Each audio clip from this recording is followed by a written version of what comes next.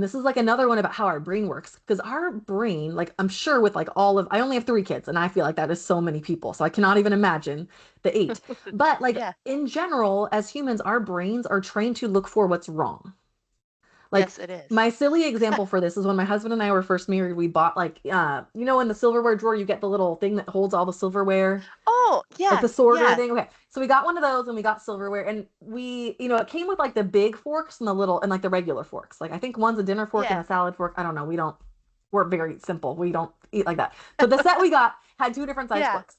And at that time we would kind of like switch off. We kind of split the role of doing the dishes and unload, putting the clean dishes away.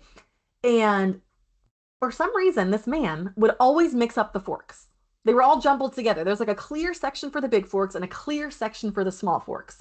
But whenever he would put the dishes away, they would all be mixed together. And so I'm like, I would always notice that the forks are wrong. And so I would hold him up and I would try to show him. And I'm like, well, you're a very smart person. You can see these are different sizes, right? It was kind of a thing. But so this poor man, though, anytime he would do the dishes, put all the clean dishes away, I would notice it was wrong and I would give him a hard time for it, right? But Yep. let's say he came home and he did all it, cleaned the whole kitchen, and he put it all away correctly. I would not notice. I wouldn't Nope. remember that it was messy because it's always kind of, he would get nothing. He would get zero attention for doing it right, but also much, loving nagging for doing it wrong. But that's how it works with our kids too, right? We are doing so many things. And so anytime we hear someone yell or cry or misbehave or not listen, we're like all over it with the lectures or the corrections and all of that. But then when they're just like playing nicely or sitting next to us quietly or just being independently or like not screaming, we're like, man, I got to get some laundry done. Man, I got to do this. Man, I'm going to get something off my to-do list, which means we accidentally teach our kids the only way to really get our attention is to act up. Because when they're good, we kind of disappear. And then we pop back in when someone starts crying.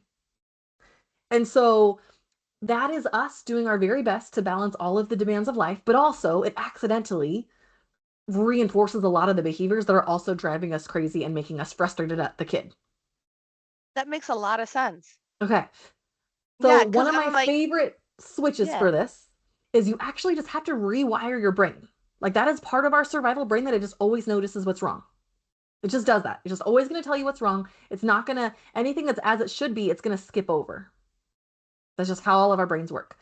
But we can retrain our brain to start noticing the good. And I was just sharing this with the client on my Yeah. call right before this. So I'm going to tell you what I tell Yep. my clients is Yeah. you put an alarm on your phone Hmm. on vibrate so no one else can hear it go off and set it for intervals.